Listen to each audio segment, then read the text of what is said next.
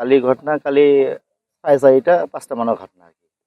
তা আমাৰ মানে যিমান বেলপৰাৰ মানে মানুহ আৰু সঞ্চাৰৰ মানুহ বেছি মানে গোটেই ৰাতিটো গ'লে আৰু এতিয়াও মানে বেছি 1 কিলোমিটাৰ মান দূৰত এটা পাইছে আৰু কি। মানে এটা ছোৱালী পাইছে নৱম শ্ৰেণীৰ ছাত্ৰী এইটো পাইছে। আৰু আমাৰ দুখৰ বিষয় মানে এতিয়ালৈকে আমাৰ কালিতো কৈছিলে আৰু কি কালি কৈছিল মানে প্ৰশাসনৰ মানুহ আহি কৈছিল যে SDF আহিব ৰাতিপুৱা 6টা বজাত আহিব। এতিয়া চাওক 8টা পাৰ হৈ গ'ল এতিয়ালৈকে অহা নাই। মানে আমাৰ যিমানখিনি পাব্লিক আছে খুবত ভুগি আছে। যিখিনি SDF দায়িত্ব এইখিনি আমাৰ পাব্লিকে কৰি আছে। সেইকাৰণে আমি দাবী জনাইছোঁ যে তাৰ এইটো বিহিত ব্যৱস্থা কৰিব লাগে। এটা আমাৰ গাঁৱৰ পাব্লিকে বিচাৰি আছে আৰু এজন বহুত পাব্লিক বিচাৰি আছে। আমাৰ শগুনতৰা আৰু বেলপাৰা পাব্লিকে বিচাৰি আছে।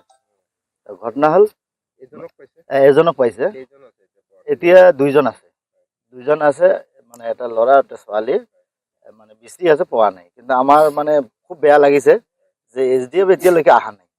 মানে আমাৰ যিমান পাব্লিক খুব মানে দুখত ভুগি আছে যে কালি ৰাতি কথা দি গ'ল DC মহোদয় আহিছে CI ছাৰ আহিছে মেজিষ্ট্ৰেট আহিছে এহঁতে মানে কৈছে মানে প্ৰতিশ্ৰুতি দিছিল যে কালি ৰাতিপুৱা আহিব ৰাতিটো আৰু নহয় না এতিয়ালৈকে অহা নাই।